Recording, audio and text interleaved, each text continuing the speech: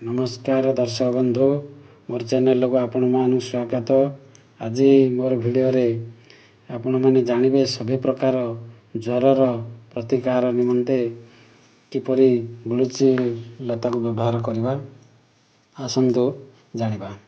आमर भारतीय परंपरा एवं आयुर्वेदिक शास्त्र एपरि अनेक वृक्षलता अछंती जाहाको साक्षात अमृत बोली कहा जाए।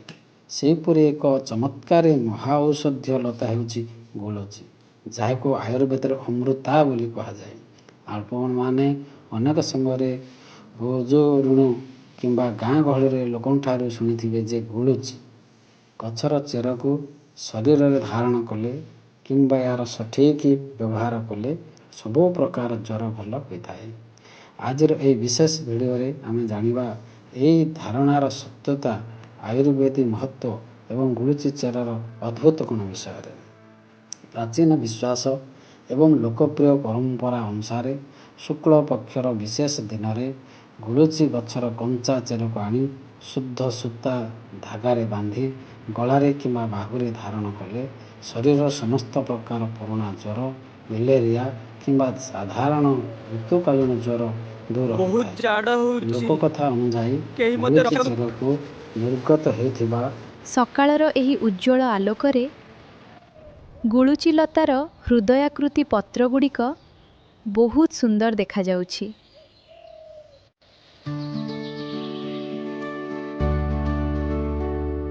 एहा आपणक स्वास्थ्य पई बहुत लाभदायक।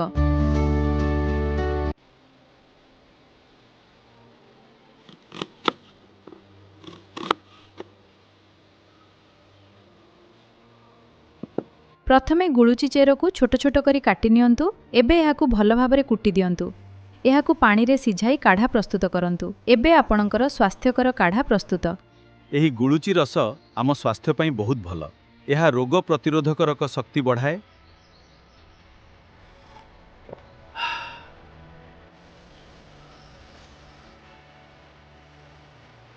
गुलुची चेर को बेकरे धारण करिबा द्वारा यह आमर रोग प्रतिरोधक शक्ति बढ़ाई थाए। जैविक तरंग एवं सूक्ष्म गंध शरीर रोग प्रतिरोध शक्ति को जागृत।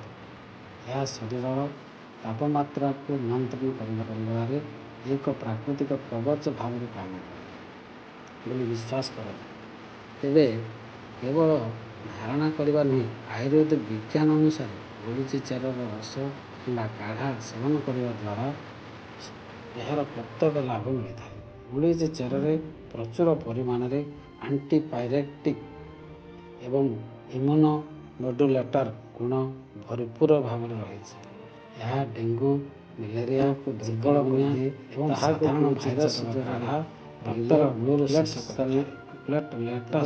व्यवहार करने शरीर को विषाक्त पदार्थ लिवर चेर धारण करने पुराणा परंपरा ज्वर एवं विश्वास अच्छी ताहले मु जहाँ पोथी लिखी से पोथी भिडियो स्क्रीन में देती आपण से लेखाटी को पढ़ी भल भाव जानीपर जे तार चेर को किपरि व्यवहार करा जाए। किंतु अधिक ज्वर समय केवल यहाँ पर निर्भर नक डाक्तरी परामर्श नेबा एवं गुलुचीर सठिक सेवन करने उचित। गर्भवती महिला एवं ऑटोइम्यून रोग में पीड़ित व्यक्ति मैंने यह व्यवहार करने पूर्व वैद्य किंबा आयुर्वेदिक डाक्तर परामर्श नेबा आवश्यक। प्रकृति आमको आरोग्य होगापी अनेक उपहार देती गुलुची हूँ अमृत। आपण घर पाखे गुलुची गछ अच्छी कि ना? डरंतु नहीं, सबू ठीक होई जिवो। डाक्टर बाबू मते बहुत कष्ट होउची। ए मेडिसिन खाई नियंतु, भल लागिबो। नहीं आपण गुलुची गछ देखिछंती ना नहीं मते निश्चय कमेंट करी जणाइबे, जहा कि मु आपण को जानिया पई वीडियो मध्य देछि और आपण माने बुझिया पई मध्य मु भल भाव रे किछि वीडियो मध्य लोड करछि। आपण से सब वीडियो देखि भल भाव रे बुझी पारिबे।